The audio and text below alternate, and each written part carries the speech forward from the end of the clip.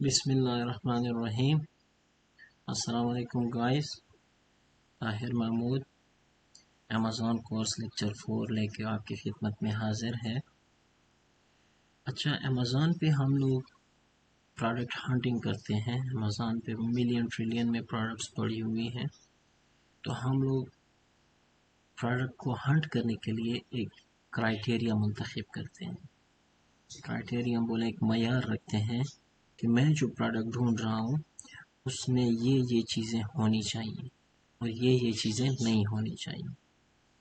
तो सबसे पहले जो होती है वो हमारे पास होगा BSR। अच्छा, BSR का पिछले लेक्चर में शायद आपको समझ ना आई हो, तो इसकी बेस्ट एग्जांपल ये है कि क्लास में स्टूडेंट होते हैं, रिज़ल्ट के वक्त जिनका रिज़ल्ट अच्छा आया होता है, जो टॉप पे होते हैं, उसको हम कहते हैं कि फर्स्ट। और जितने नंबर पीछे जाते रहते हैं वो हमारे पास यानी कि कम दर्जे के स्टूडेंट होते हैं, यानी उनको मार्क्स अच्छे नहीं मिले।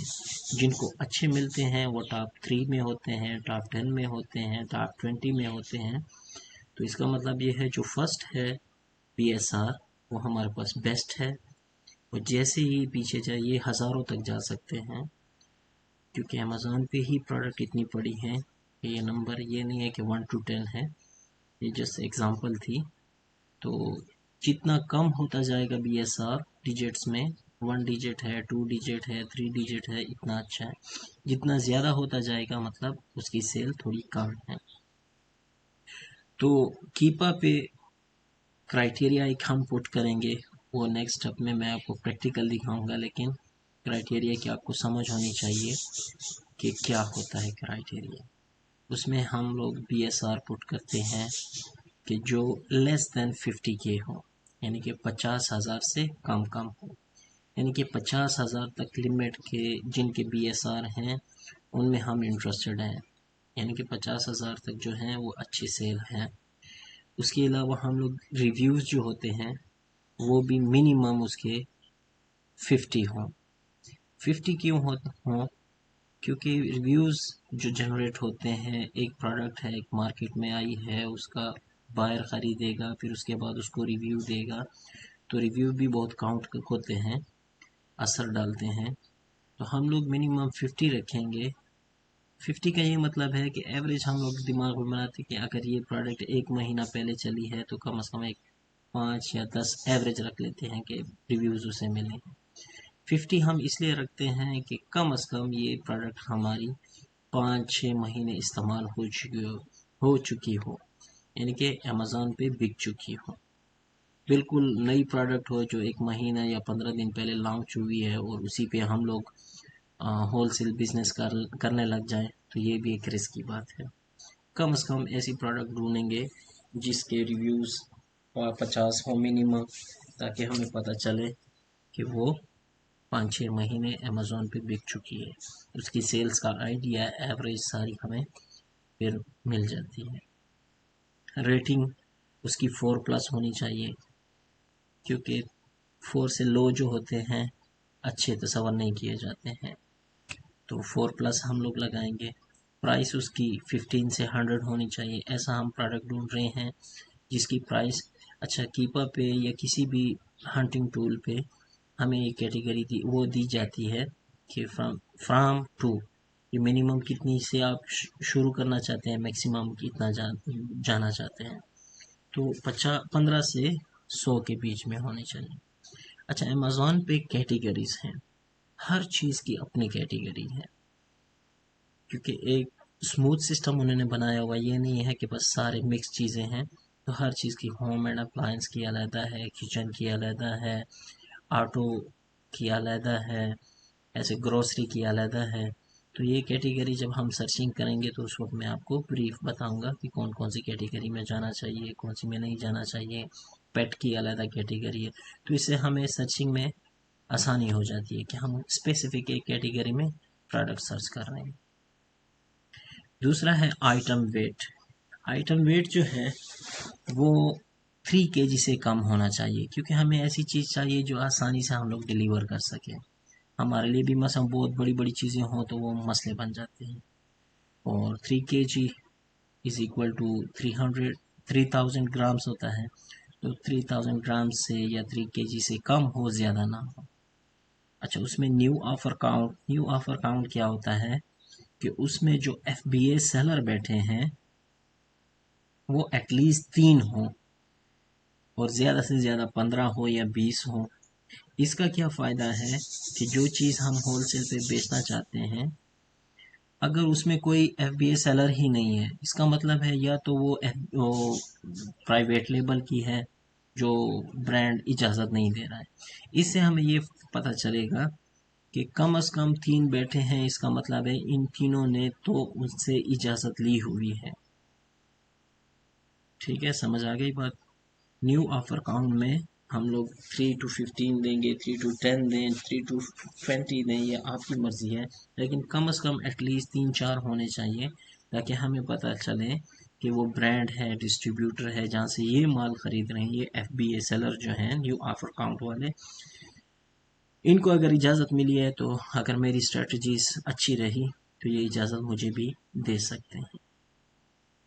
इसके अलावा भी कुछ नुकात हैं जो हम प्रैक्टिकली करेंगे, तो वो आपको उसमें समझ आएंगी। अच्छा, इसमें बेसिक जो थीम है वो है प्रोडक्ट्स टू अवॉइड। हमें कौन कौन सी चीज़ों में नहीं जाना चाहिए। द फर्स्ट वन जो है, जो बेसिक कंसेप्ट है, वो है ओवरसाइज प्रोडक्ट। बहुत बड़ी प्रोडक्ट ना हो, इजीली ब्रेकेबल, शीशे वाली और ये दूसरी चीज़ें जो इजीली ब्रेकेबल, क्योंकि हम लोग जब डिस्ट्रीब्यूटर से माल उठाएंगे, अमेज़ॉन वेयर हाउस वाले भी अपना एक जगह पे रखेंगे, तो टूटने वाली ना हो, ऐसा ना हो कि कस्टमर तक चीज़ पहुंचते पहुंचते ही टूट जाए, तो ये हमारे लिए बहुत ही हेडेक बनेगा। तीसरी है हैजमेट। हैजमेट जो होती है वो क्या होती है, which can catch fire easily, जिनको आग लगने का ख़तरा हो, यानी कि बहुत जल्दी आग पकड़ लेते हैं, ये चीज़ों में भी हम लोग नहीं जाएंगे। लिथियम, ये जो बैटरीज वगैरह हैं, ये भी हम लोग अवॉइड करेंगे। मल्टीपल वेरिएशन भी हम लोग अवॉइड इसलिए करेंगे क्योंकि एक चीज़ है जिसके, यानी कि कोई 10 वेरिएशन ये होती है कि एक चीज़ है जिसके कलर सिर्फ 10 कलर्स में है, तो हमें वो चीज़ अवॉइड करनी पड़ेगी, क्योंकि अगर हमारे पास बजट लिमिटेड है और हम लोग ब्रांड से चीज़ मंगवा रहे हैं और वो 10 कलर्स में बिक रही है, तो हम जब माल मंगवाएंगे, इन्वेंट्री अपनी मंगवाएंगे, तो हमें समझ नहीं आएगी कि कौन से किस्म का कलर चल जाए, या तो हमें 10 के 10 लेने पड़ेंगे, 10 के 10 कलर्स लेने पड़ेंगे, तो इसमें हमारा बजट का खसारा ज़्यादा होता है, और कस्टमर भी शायद आपके पास 10 कलर्स में आपने 8 मंगवा लिए हैं, और कस्टमर जो ऑर्डर करे उसको आपके जो कलर्स हैं वो पसंद ना हो, वो दूसरे कलर में ऑर्डर कर दे। तो इस किस्म की चीज़ों को हम अवॉइड करेंगे। हम लोग सिंपल ऐसी प्रोडक्ट ढूंढेंगे जिसका सिंगल एक ही कलर में हो, या साइजेस बहुत ज़्यादा ना हो कि ये इतने इतने इतने साइजेस के हैं, तो वेरिएशन इसे कहते हैं।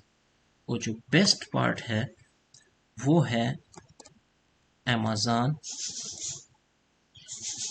और ब्रांड ये डोमिनेंट ना हो।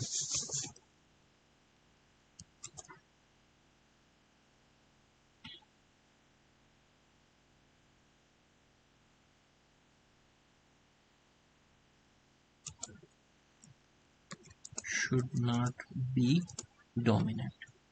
अब इसका क्या है, अमेज़न पे हम लोग एक चीज़ बेच रहे हैं और वही प्रोडक्ट अमेज़न भी बेच रहा है, या वही प्रोडक्ट अमेज़न पे बैठ के जिस ब्रांड से हम लेना चाहते हैं वही ब्रांड भी बेच रहा है, तो ऐसी किस्म की प्रोडक्ट्स को हम लोग अवॉइड करेंगे, क्योंकि ना तो हमारे पास इतने वसाइल होंगे कि हम अमेज़न को का मुकाबला कर सकें, और ना ही हम ब्रांड का मुकाबला कर सकते हैं। सपोज़ कि एक चीज़ है नहीं बिक रही है, अमेज़न ने फ़ौरन उसकी कीमतें गिरा दी हैं, या और भी बहुत सारी बातें, सिंपल एक वो मैं बता रहा हूँ। अब आपने जो परचेज़ किया है आप तो वैसे नहीं कर सकते हैं, अमेज़न के पास स्टॉक शायद बहुत ज़्यादा हो, ब्रांड के पास स्टॉक बहुत ज़्यादा हो, तो ऐसी चीज़ें हम लोग अवॉइड करेंगे जो अमेज़ॉन बेच रहा हो या वो ब्रांड खुद अमेज़ॉन पे बेच रहा हो, ऐसी चीज़ों में हम लोग नहीं जाएंगे। हाँ, उसमें जा सकते हैं जो पिछले 90 दिन में अमेज़ॉन बेच रहा था पहले, लेकिन 90 दिन से वो अभी नहीं बेच रहा है, तो ऐसी चीज़ों में हम लोग जाएंगे। ऐसी प्रोडक्ट खैर है, कोई मसला नहीं। इसके अलावा अमेज़ॉन और ब्रांड जो हैं, ये जब बेचते हैं, जो होलसेल का प्रोसीजर है बाई बॉक्स का, सपोज़ कि बाई बॉक्स क्या है? बाई बॉक्स एक ऐसी चीज़ है, एक होलसेल पे एक प्रोडक्ट बेच रहा है, बिक रही है, और उसमें आप भी चले गए हो, कोई और भी है, यानी कि 5-6 सेलर उसको बेच रहे हैं सिंगल एक चीज़ को। तो अमेज़ॉन तो फिर डिसाइड करेगा कि ये अभी इस घंटे में जो सेल हो रही है ये किसके पास जाए। तो इसके लिए अमेज़ॉन ने मुतारिफ कराया है एक बाय बॉक्स का सिस्टम। बाय बॉक्स का सिस्टम भी हम लोग सर्चिंग में भी डिटेल से पढ़ेंगे, लेकिन यहाँ आपको आइडिया देता जाऊँ कि अमेज़ॉन पे जो चीज़ बिकती है वो उसके 5-6 सेलर बैठे हैं, तो अब कस्टमर तो खाली क्लिक करेगा कि I want to purchase this item. अब अमेज़ॉन ही उसको डिसाइड करेगा कि ये किस सेलर के पास जानी चाहिए। तो बाय बॉक्स की अपनी स्ट्रेटजीज हैं, जिसकी कीमत कम हो, कैसे हो जिसके पास इन्वेंट्री ज़्यादा हो, तो ऐसी किस्म की इंफॉर्मेशन मैं आपको प्रोवाइड करूँगा डिटेल में। तो कहने का मकसद ये है कि अमेज़ॉन और ब्रांड डोमिनेंट हो तो वो प्रोडक्ट हम लोग अवॉइड करेंगे।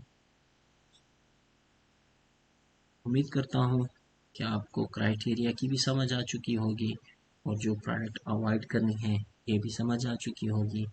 इसके बाद हम लोग नेक्स्ट स्टेप में अमेज़ॉन एक अकाउंट क्रिएशन सिंपल, फिर उसके बाद जो हम लोगों ने पढ़ा है, जो हम लोग टूल्स और एक्सटेंशन इस्तेमाल करने वाले हैं, वो उनका ऐड करना, उनको चलाना, ये सारा सीख के एक ओवरव्यू दे के उसके बाद फिर हम लोग स्टेप बाय स्टेप कीपर के थ्रू प्रोडक्ट हंटिंग भी स्टार्ट करेंगे, और ऐसे ही फर्दर हम लोग चलते रहेंगे इंशाल्लाह।